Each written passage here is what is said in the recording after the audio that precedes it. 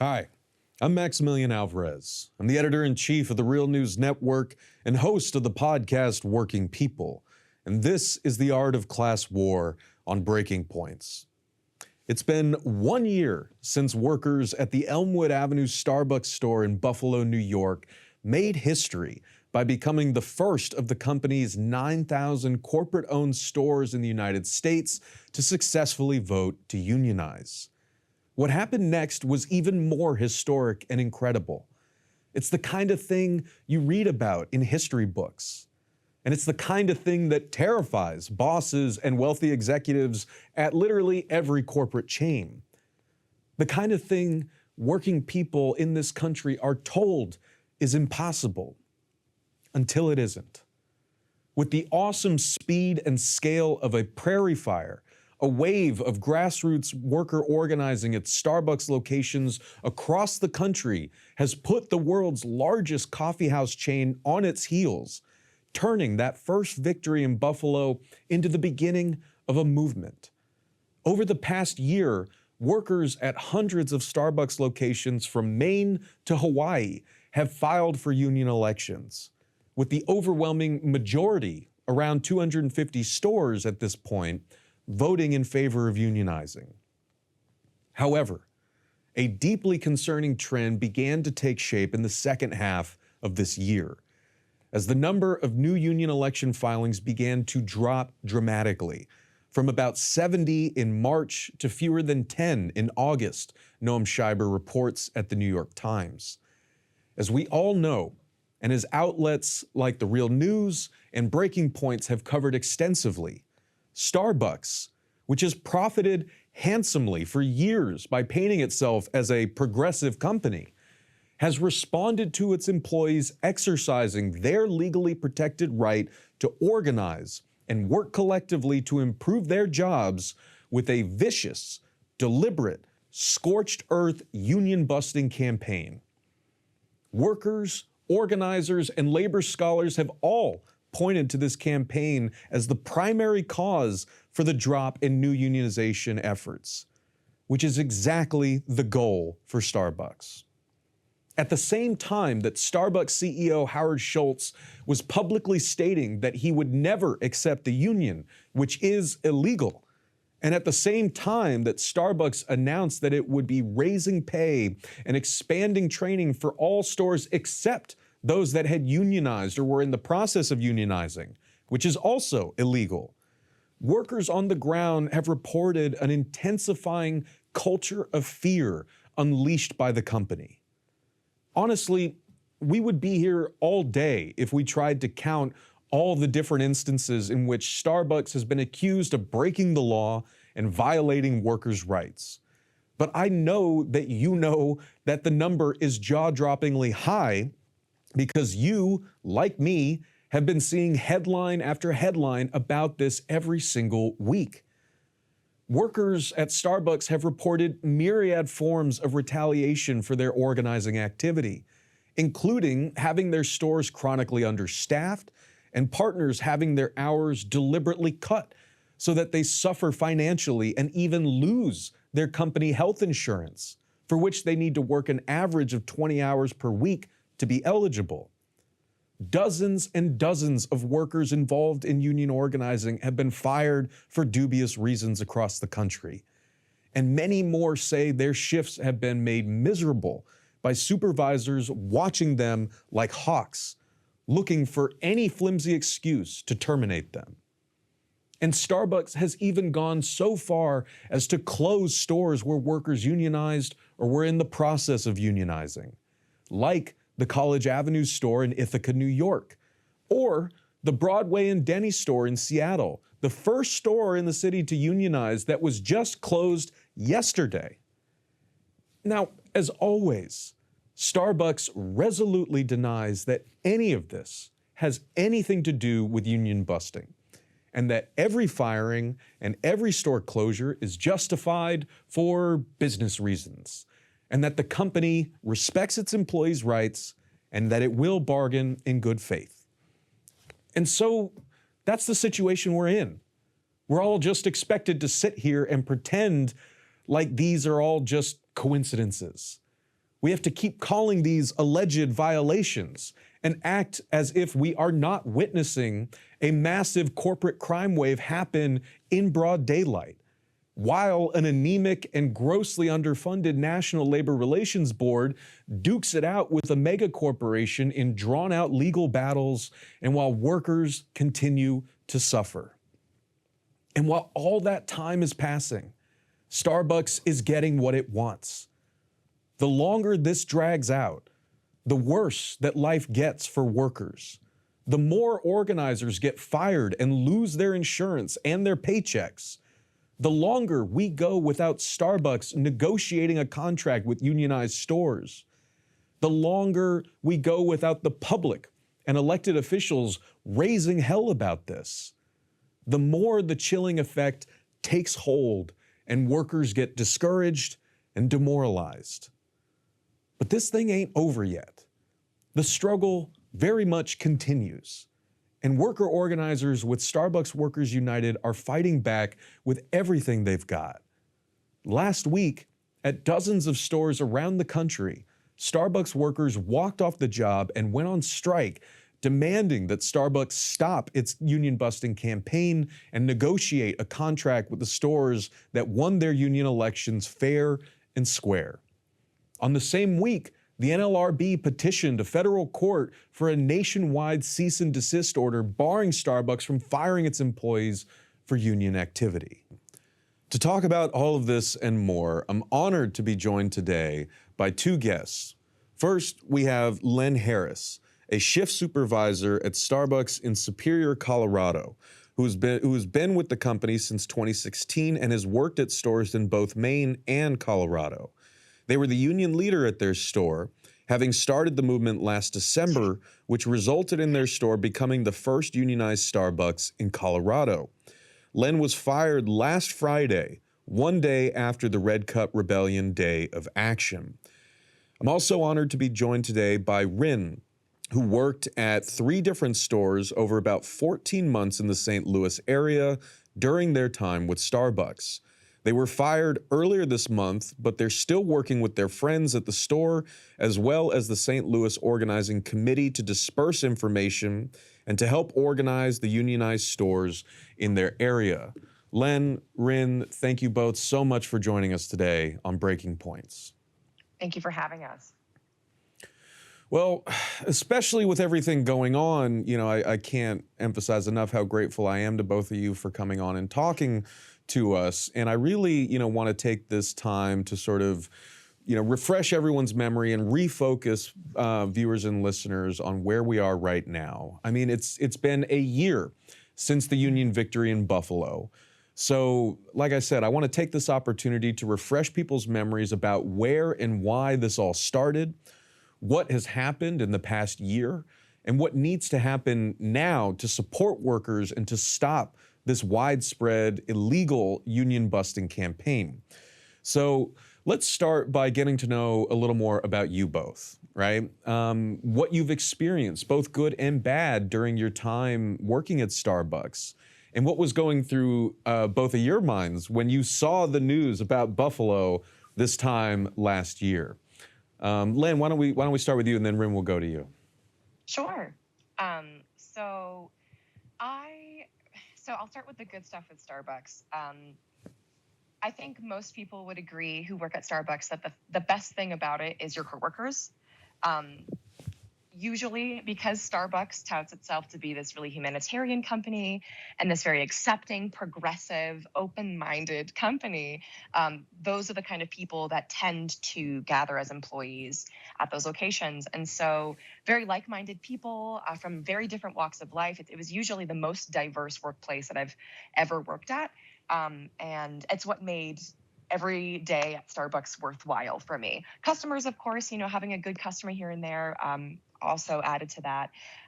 But that was like the good thing for me with Starbucks was my coworkers. And that, I think, is honestly what motivated me the most with wanting to unionize. So when I saw the news with Buffalo, at that point in time, we'd already been experiencing pretty severe problems at our store, issues with staffing. We had changed managers earlier in the year, around July, end of July. We went from a manager who was pretty like tight knit, ran a pretty tight ship, and really knew how to manage, to a manager who didn't quite know what they were doing, and it really showed. And we were suffering pretty severely with not having adequate staffing during the busiest parts of our day, frequently asking for support and being denied, gently, by saying, "Oh, the numbers are saying you don't need it." So, just kind of stuff like that. And it got to the point where people were coming in exhausted and crying and just not knowing what to expect, other than being denied support. And when I'd seen it on Twitter, actually, when I saw the Buffalo store unionized, I'd already been thinking for a while, like now, that if I want to make a change in what's happening, what I'm observing, not even just at my store and my workplace, but generally in America, this exploitation that's happening with workers, I need to do something. And if I'm going to do something, I should do what they're doing. So I think I'm going to start this process. So that was kind of how everything began in my store. Hell yeah. Whoop, I'm doing it. Hell yeah. And Rim, what about you? I think when I first heard about the first union victory in Buffalo, I was working at the previous store that was the second of the locations that I had worked at. And I actually heard it while I was on the floor. I was making drinks, and then one of my coworkers who had just come back from break turned to me and said, "There was a store in Buffalo that just unionized." And I was shocked. Like I had never heard of anything like that happening at Starbucks. And so I was really surprised. And as soon as I got home, I Googled it and I was reading every article I could reach.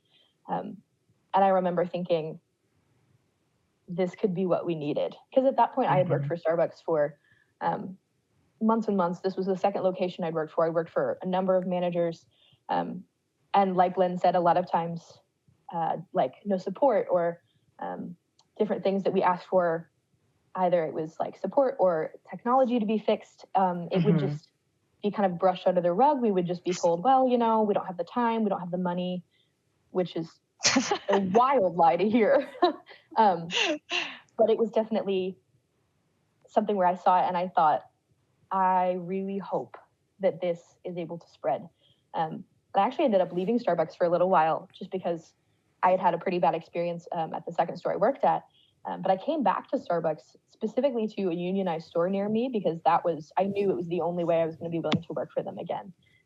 So I think that was very interesting to me, to work at two non-unionized Starbucks and then to work at a certified union store. The difference was pretty shocking to me. And to be able to jump in, and the people that I worked with were, like Len said, the best part of that job.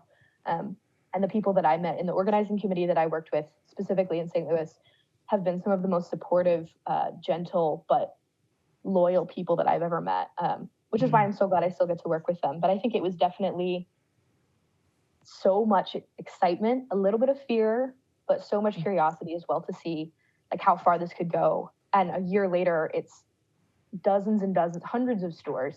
And like we just had the Red Cup Rebellion Day action. And I think that was a really great turning point in people realizing like, oh, this is actually something that can happen. Because I hadn't seen it up to that point. And I just remember feeling so much excitement when I saw that news.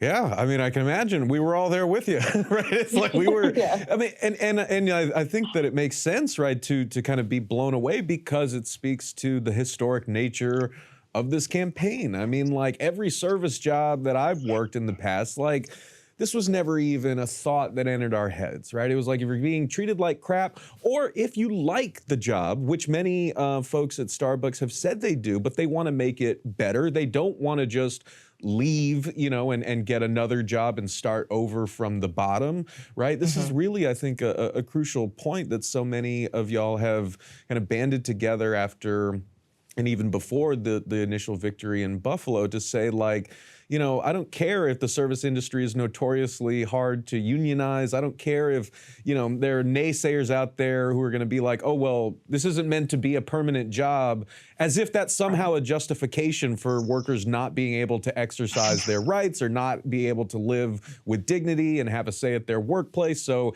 if you're watching and you subscribe to that viewpoint, I beg you to disabuse yourself of that bullshit quick, fast, and in a hurry. Every worker has these rights. Every worker deserves these rights, actually. Not everyone has them, of course. Everyone deserves these rights, and every worker deserves to have a say in their job. And, even if you're a service industry worker or a manufacturing worker, right? And I think it's just been so incredible and so inspiring to watch so many people at so many different stores, right? Really launch this grassroots effort, turning to their coworkers, banding together while facing the harsh union busting that we're going to talk about in a second.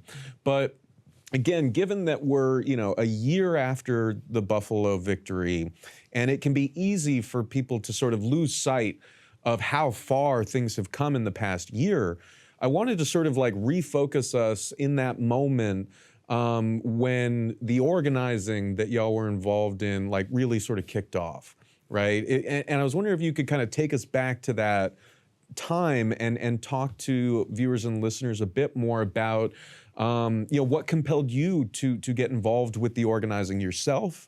What were you and your coworkers talking about? And what was that organizing looking and feeling like in your stores and around the country? I suppose I'll start. I know for me, what motivated me to start is for a while now, I've been very aware of this incredibly exploitative nature of the American workforce.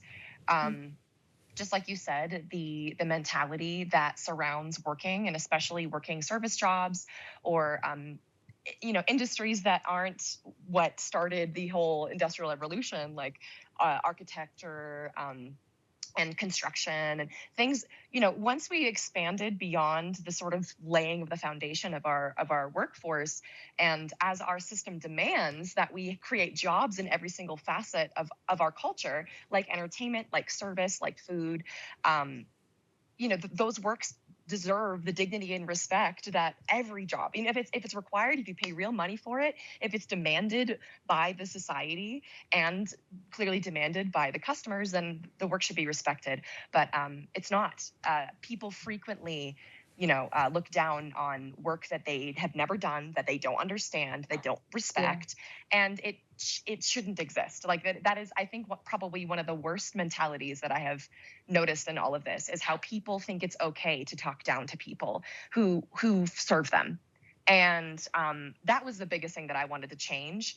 I can't change people's mentality, but I can certainly change the compensation of the people who are working those jobs like myself. And I knew that if this was going to take off, I really had to speak to the hearts of people, because if that mentality is so pervasive as we know it is, we know that our fellow coworkers probably harbor some of that own mentality. And Reese, maybe you've experienced this as well, but even the best meaning people that I've worked with have had really similar mindsets of like, well, I'm lucky to just have a job, and like if you should feel guilty if you call in sick, and I work 70 hours a week, so this person shouldn't be complaining that they work 65.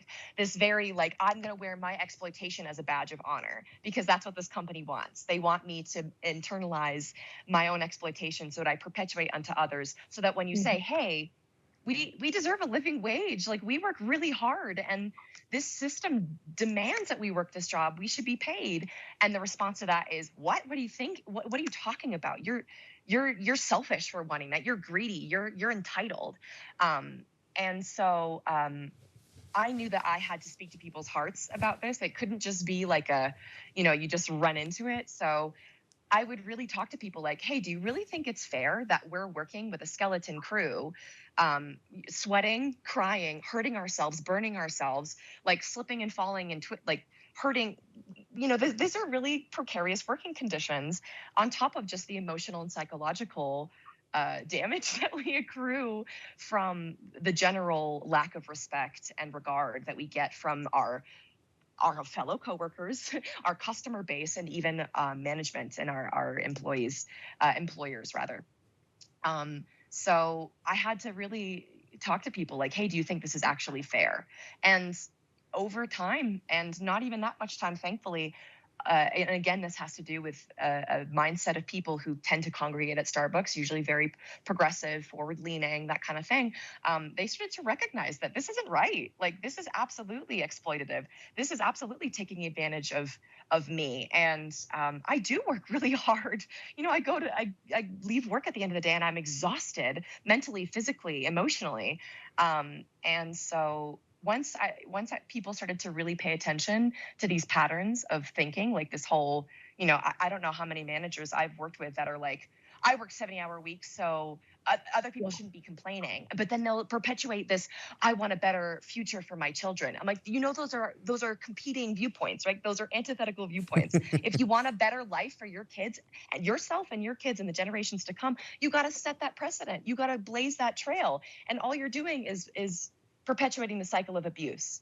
So it was a bit of a psychological, emotional journey for people. But if anywhere, my Starbucks coworkers were absolutely willing to take that journey with me. And it's what made the difference. Yeah, I mean, again, like I was saying, I think that probably one of the biggest obstacles to, my coworkers and myself doing anything like this at my past service industry jobs was our conviction that we didn't deserve that, right? Or Yes. that, like that this was the best we were going to get, that, like you said, we were grateful to have the jobs. Yeah. If we did anything to try to kind of change it, we were just being ungrateful. We were being troublemakers, so on and so forth. If we didn't like it, we should leave. Like, breaking that mentality is probably the biggest hurdle to get over. And I'm so, Yes. grateful to you for kind of laying that out. Rin, what about you? I guess, can you take us back to when you got involved in the organizing, and what were y'all talking about, and what did that organizing look like? Yeah. So when I really started to be able to very directly start organizing was when I joined this last store. And it's actually, I was thinking about it in a very similar way to, it sounds like Glenn was. I've been working service jobs since I was like 17. And it was just always part of my life. I think that a lot of people who had to work either for college or for school or just to make a living has worked some kind of service job. And so it's always been something. The older I get and the more that I look around and the more that I start to see the way that people are living, this idea that like work just is so pervasive and that it takes over every part of your life, that work is the only thing that should matter, that you should be willing to sacrifice your peace and your body and your entire life to this job that is not even paying you living wage, is something that I started to think, like, I really don't think that it needs to be that way. But at the same time, people who say like, well, if you don't like the job, just leave. I think that that is one of the most frustrating things I've heard. Like so many different kinds of people cluster to Starbucks because there is at least a system in place for minorities or marginalized groups to be able to be treated well there. So I don't even know how many friends who have gone to Starbucks specifically for their gender affirming healthcare plan. And there's a lot of them there who have encountered a lot of issues at the job, like skeleton crews, the fact that we will be running a play on the floor where we're supposed to have 8 or 9 people. And I've done it with 3 or 4. I've had, I don't even know how many burns and cuts and scrapes and falls. And it was just things like that where I started to think, like, this is not the way that it has to be. And this very American notion of like, work is the only thing in your life that matters. And that if you are not working overtime and you're not hurting from your job and you're not sleeping, then you don't care enough, is absolutely wild to me. And I think it's been really, really hopeful for me to see like people realizing that is not the way that it has to be. And just because this job isn't perfect doesn't mean we want to leave. Like, I've said that, like, I love the people I work with at Starbucks. Those are some of my best friends that I've made. Like, and it can be a really good place, but it doesn't mean that there's not room for improvement. And so I think that's where I really jumped in, watching this movement and reading about it, realizing just because a place is not perfect doesn't mean it's just abandon it, jump ship, and find somewhere else. Because there isn't a whole lot of other great places in service work, but it is worth fighting for myself and my coworkers and the people around me that I care about. And I think that was something that I was really able to talk to people about. It was some of the most interesting conversations I've had about bigger things came from like, hey, are you willing to stand with us for this one small action? And I think that was something that I'm starting to see a shift in the way that people think about it, which is not great for big corporations, because when they realize that their workers are starting to think, oh, I don't have to be constantly abused and mismanaged and working with literal scraps.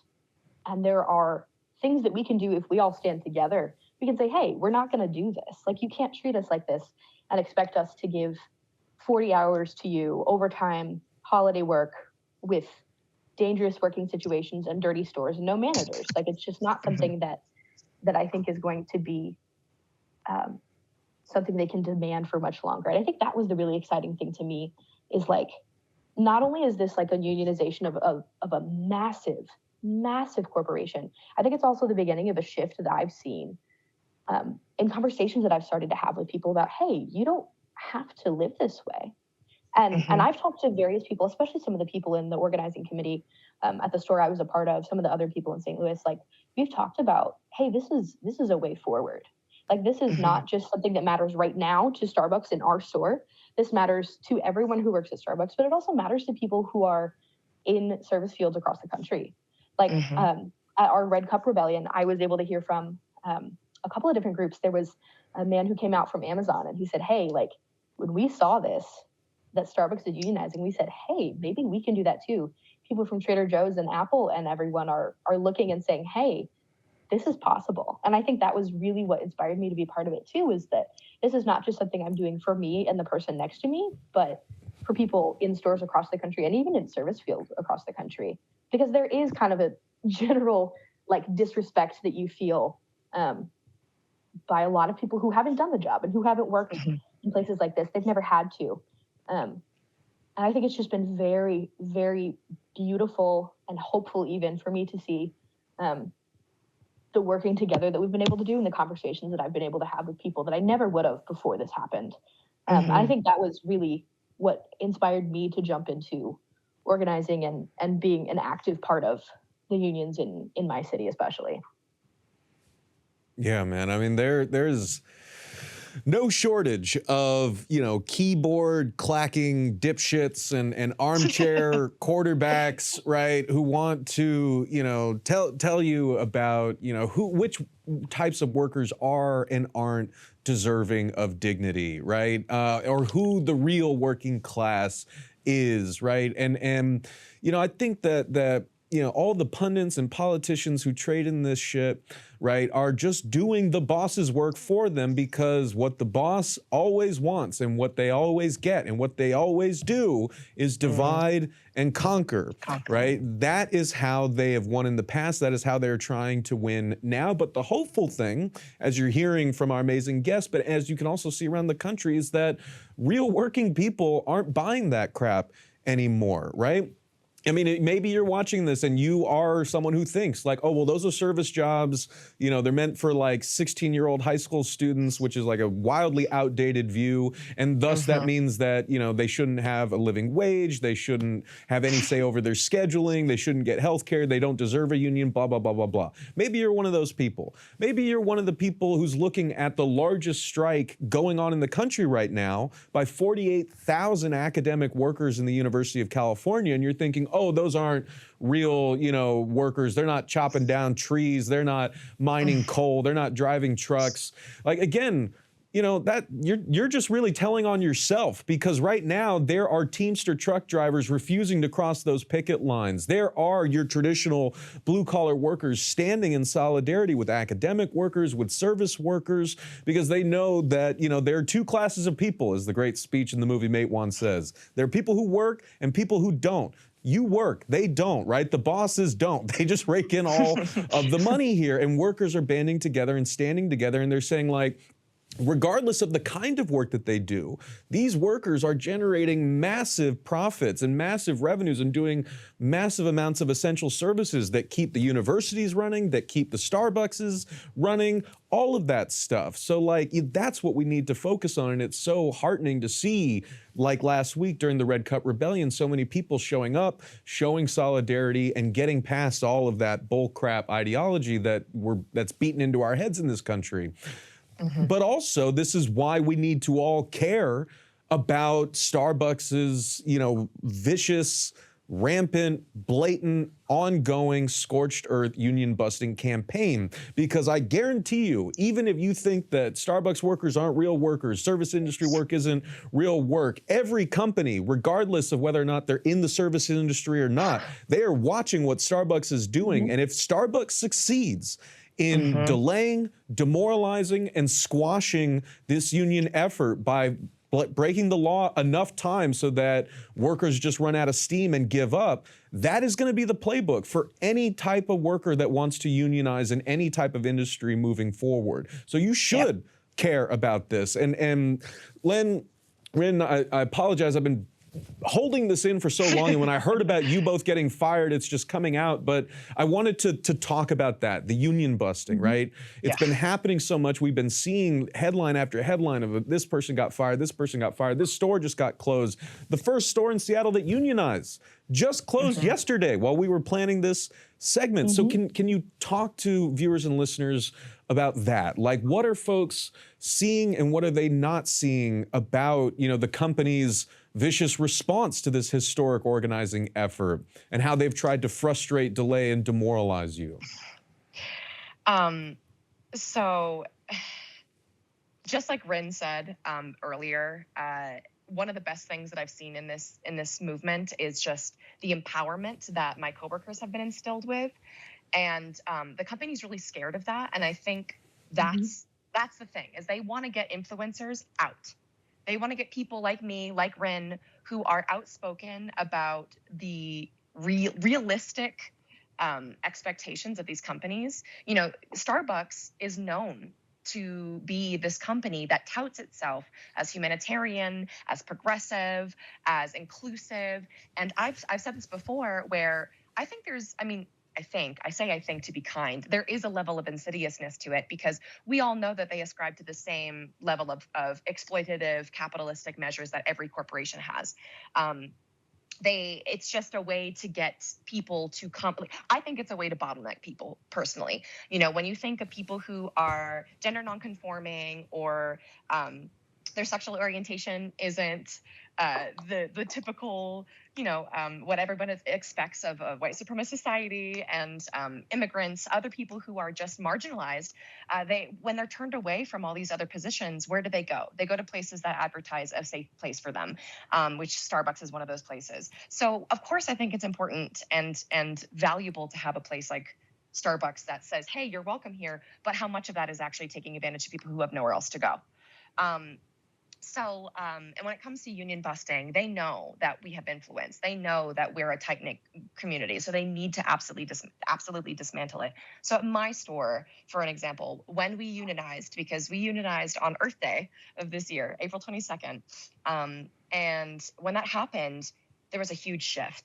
So immediately we started getting cuts to our hours. I went from about 34 hours a week on average, because I'm also a small business owner. I own my own business, so I have a lot of other things I'm balancing. I went from 34 hours a week to at one point it was seven hours a week. And so they started slashing hours. They started cutting people.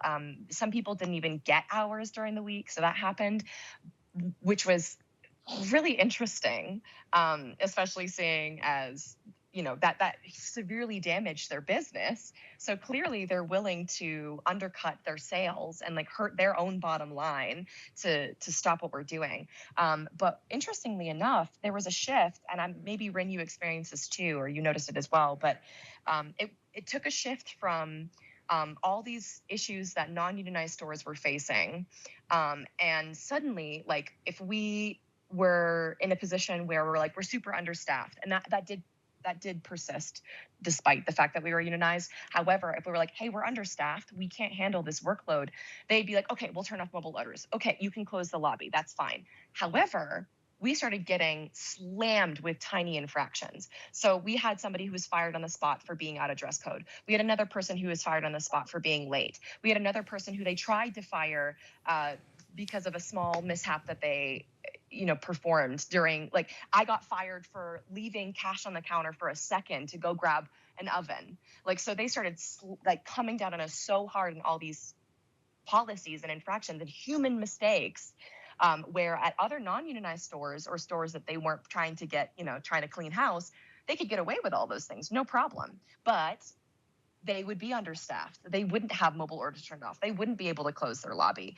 And I'd be willing to argue that they're willing to turn off mobile orders and close the lobby. One, because we're unionized and we can use that against them. But two, it just set a precedent to close the store as well. To say, oh, well, look at all these, look at the history of sales here. They're tiny because we didn't have the staff to take on the amount of sales we would otherwise. So they're just close it.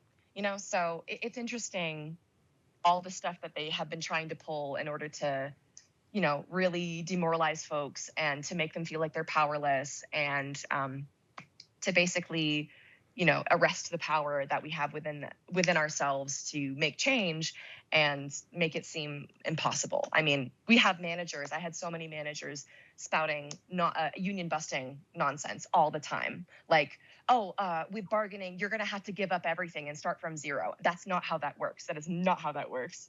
And then, when we didn't get our raises, when we didn't get our benefits, which is illegal, they said, oh, well, you're unionized. I'm like, that's illegal. And they're like, oh, I didn't know. And it's like, that's what Are you sure you didn't know? Yeah. Are you sure? Are you sure you didn't know? The NLRB is pretty clear about that. No, we're working with people who claim not to know, who don't know, and just spout that nonsense anyway. I think that's my biggest obstacle, is dealing with people who claim they don't know or actually don't know, be it management, pushing this rhetoric, this anti-union, union busting rhetoric, or even coworkers who are like, I don't want to lose my job, I don't want to get fired. And that's the complicated nature of it, is you are legally protected in these efforts, but that does not mean that they're going to not find every little tiny thing to fire you for. And I think that's what I'm most frustrated with, is people who are genuinely scared, as they should be, unfortunately, to lose their job because we live paycheck to paycheck because a company is union busting. And so they don't want to enact their rights. They don't want to fight this fight because these companies have so much money that they can be blatantly, evil and perform illegal things all the time and get away with it because they have so much money.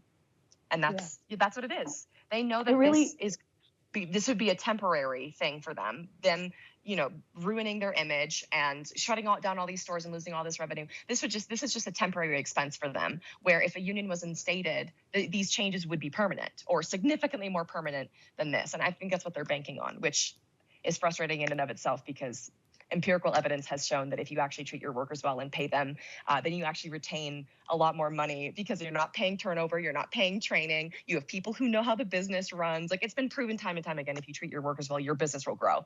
But yeah, it really is scorched earth, though. Like, the way that you're saying, like, they don't care about their bottom line as long as we as workers give up hope. I actually had the district manager was speaking to one of my coworkers and friends, and she said, "We are willing to wait you guys out." Like, said that.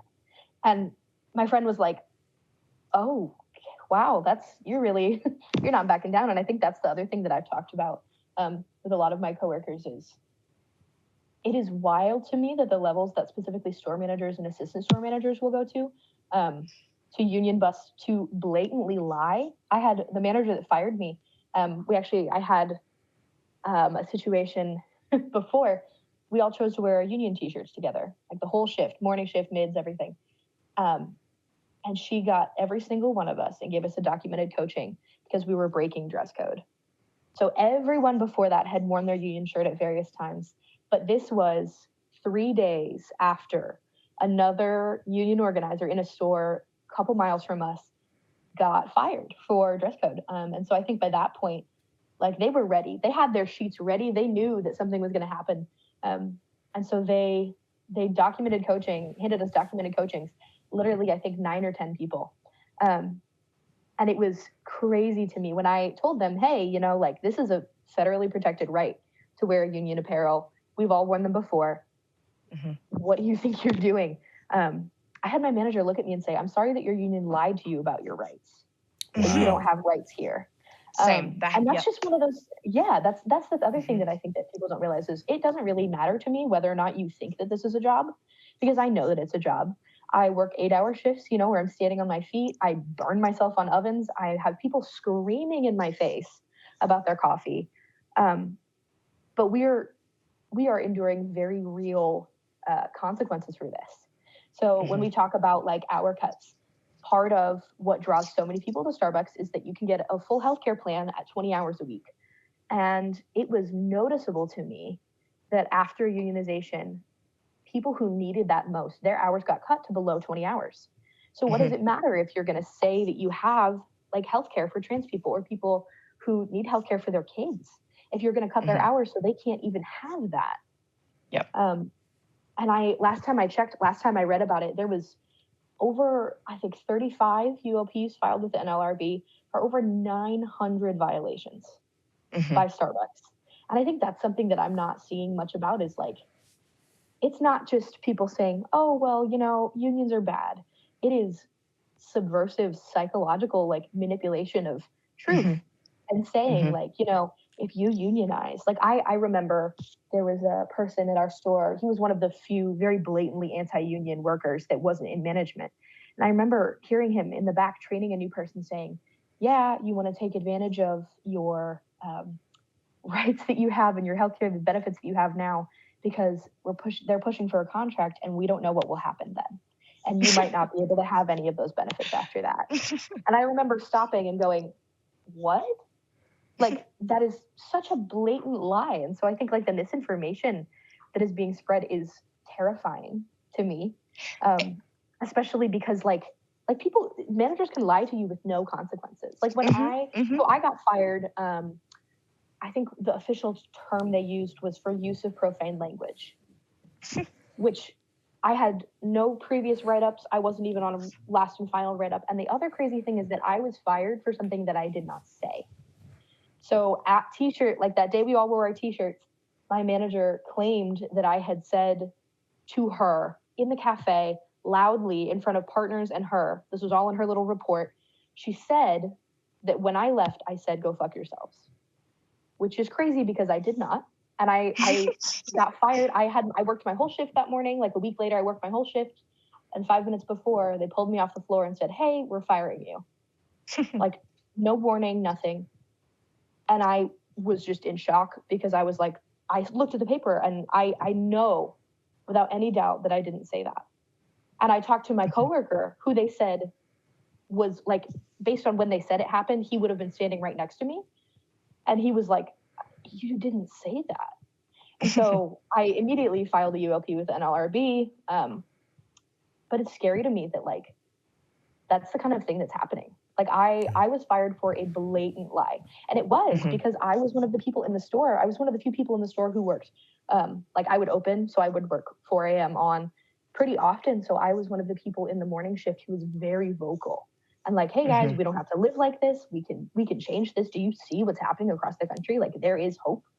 And I was told by several of my coworkers that they really believed that the manager was intimidated by that. And by the fact that I was listening to people and befriending them and saying, hey, I hear you and I feel the struggle that you're feeling, but we don't have to do this like this, you know? Like there is a way that we can change things. And if we can all stand together, say, hey, you know, we don't hate this job, but it can be so much better.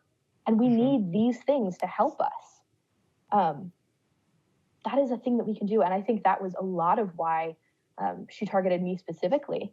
And it's also, it was interesting. I was listening to a podcast the other day from someone in Boston where they had that 64-day strike, which is the longest strike in Starbucks history, 24-hour picket lines.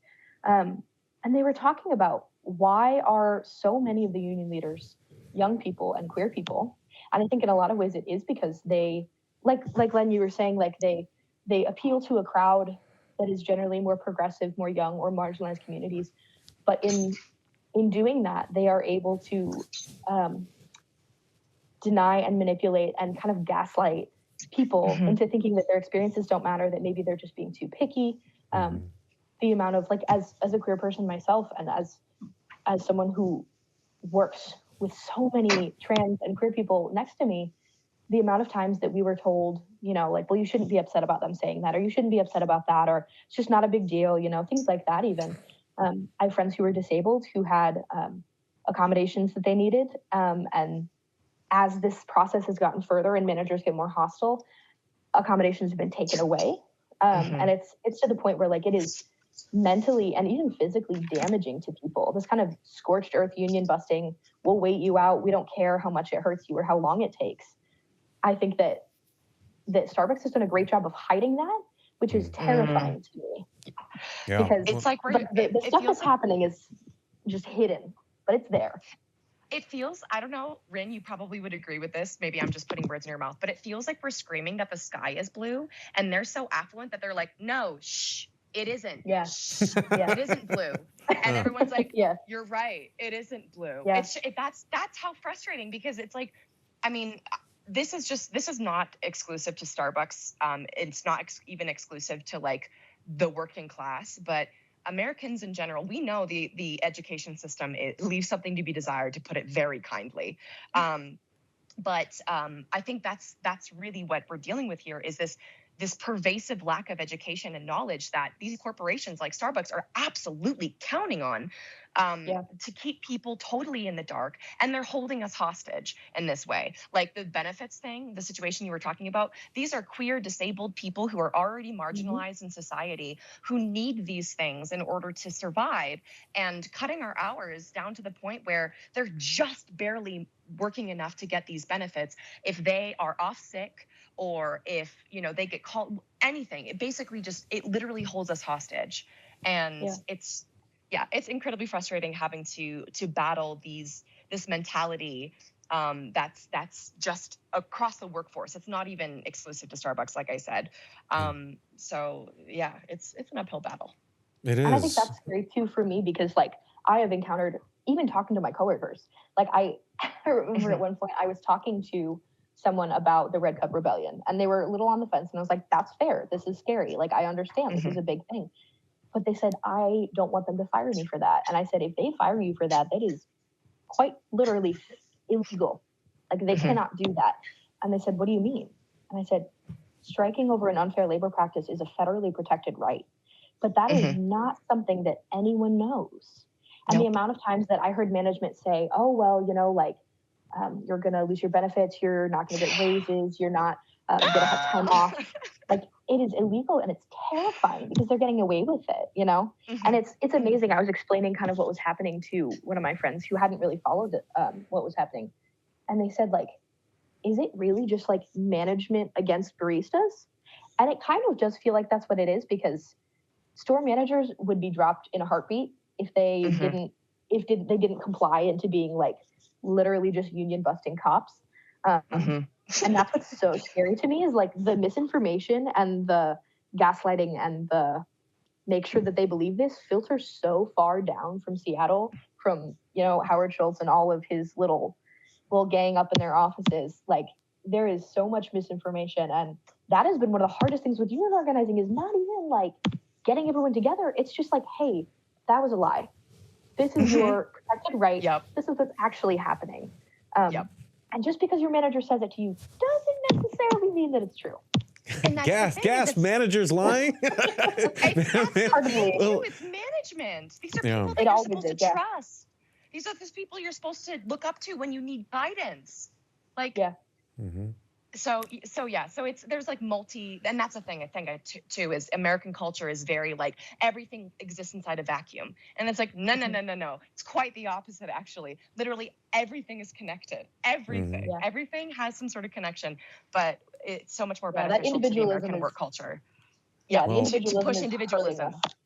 Well, Yes. and that's why I think, again, the campaign that y'all have been waging, the incredibly heroic kind of struggle that you and your fellow workers at Starbucks across the country have been involved in while facing this vicious union busting is so important and so inspiring and so necessary. And we need all of us who are watching this, everyone who's listening to this, everyone around the country, who believes themselves, a defender of workers' rights needs to get involved in this, needs to keep the spotlight on this, needs to hold companies like Starbucks accountable for what they are doing to workers like Len and Rin, who, I could talk to you both for days, but I've kept you way longer than I was supposed to. So we do unfortunately have to wrap up, but I just can't thank you enough for taking time to talk to us. And I wanted to just like in a quick lightning round, if you could just say what folks out there can do to help, where things are going now, and we'll sign off. Okay, I'll start. Honestly, just make a stink. Make sure people know. Spread awareness, because I think spreading the awareness and really ensuring that people are educated about this is going to be the biggest difference that we make with this. When I was fired, I could not tell you how many coworkers reached out to me saying that they never would have fought for their rights or had known to do that if I didn't teach them. And of course, it's so meaningful for me to hear that. That's what I want to hear. But I'm just one person. And they got me out, and that's why they got me out. So just make sure people know, be active in your community, don't be silent about it, and harass the company. Call them, jam up their phone lines, give them hell, and also ensure to send verbal support to your local workers. You do not know the amount of influence you have as an individual to go in and say, hey, you know what? I heard what you're doing and I'm with you, union strong. That makes a world of difference. So that's what I'd say. Be active in your community, be forthright about your support, both in individualistic personal levels as well as just overall, making a stink with the company. And just don't turn a blind eye to it. Don't let companies convince you that you don't have power, that you're just one person won't make a difference. No, we survive as a unit. That's how this gets done, is solidarity. So yeah, I think the only things I would add to that are do not cross picket lines anywhere ever. Yeah. Do not do it. You do not need your coffee that badly. You can go somewhere else. Local. And then also, that's the other thing, is local shops. The other thing I would say is there's a thing called the coworker fund that a lot of people have been applying for. They're able to give out cash stipends to either fired organizers or people who are currently organizing in their workplace. And that is a very tangible way to support people like Len and I, who have, been fired and now we're looking for a job. I would say also, if you are looking for information, Starbucks Workers United has an Instagram, and there's also ways to find the Starbucks Workers United for your local city or region. And that's a great way if you hear about someone getting fired. So if you live in Colorado, if you live in St. Louis, places like that, you can find kind of what's been happening. And even going to those stores and saying hey, I support you guys. We have your back in this, has meant the world to hear. But also just mutual aid, taking care of each other. We are the people that keep us safe. And we're the people that are going to protect each other. So I think, like Len said, spreading the information, making sure that people around you know what's happening. I know that we've had people kind of phone bank, the district manager, store manager, say, hey, we do not support you harassing, intimidating, union busting, and we won't stand for it. That's been huge. But really making sure that you spread information and that you send, whether it be verbal support or even just putting your name as Union Yes. I know that makes our whole store go oh, that's cool. And I think financial support, verbal support, everything is really what we need right now. Just don't let people sweep it under the rug. Oh yeah, please, everyone watching and listening, do whatever you can to show solidarity with Len and Rin and their co-workers, because they desperately need it, and we got to stay up on this. So Len, Rin, thank you both so much for all your time today. I really, really appreciate you talking to us on Breaking Points. Thank you so much for having us. Listen, Starbucks is acting like a criminal enterprise right now, not a well-meaning enterprise that happens to commit a crime, but an enterprise to which committing these crimes has become an essential part of the enterprise itself. And it certainly appears to everyone who's looking that committing these alleged union-busting, people-hurting crimes has become fundamental to what Starbucks is and does. And here's the thing, a union does change that and challenges that, because Starbucks knows that it will have to change if workers have an actual seat at the table. And what we are seeing in Starbucks' response to this union drive is the corporate class whining and thrashing and all out assaulting the working class, trying to crush us, rather than recognize our human right to have them look us in the eye as people and get to the goddamn bargaining table. So please, before you go, I ask you, donate to the Coworker Solidarity Fund, the link to which you can find in the show notes for this episode or on the webpage of Starbucks Workers United. Please also, if you can, donate to Len and Rin's solidarity funds that have been started to help them pay rent after they were fired under dubious circumstances. And donate to any of the solidarity funds that you see for fired workers or workers who have had their stores closed. Please, as Len and Rin said, you have no idea how much it matters. Thank you for watching this segment with Breaking Points, and be sure to subscribe to my news outlet, The Real News, with links in the description. See you soon for the next edition for the Art of Class War. Take care of yourselves. Take care of each other. Solidarity forever. Hey guys, ready or not, 2024 is fully upon us now, and Sagar and I have been brainstorming ways that we can really up our game for this critical election. Yeah, we rely on our premium subs to expand our coverage, to add staff, to upgrade the studio. We just want to give you the best independent coverage of this election, which is possible. So if you can help us out, become a premium subscriber today, breakingpoints.com, or the link is down here in the description video. It really means the world to us, and if you like what we're all about, this is the best possible way to keep us 100% independent, working only for you.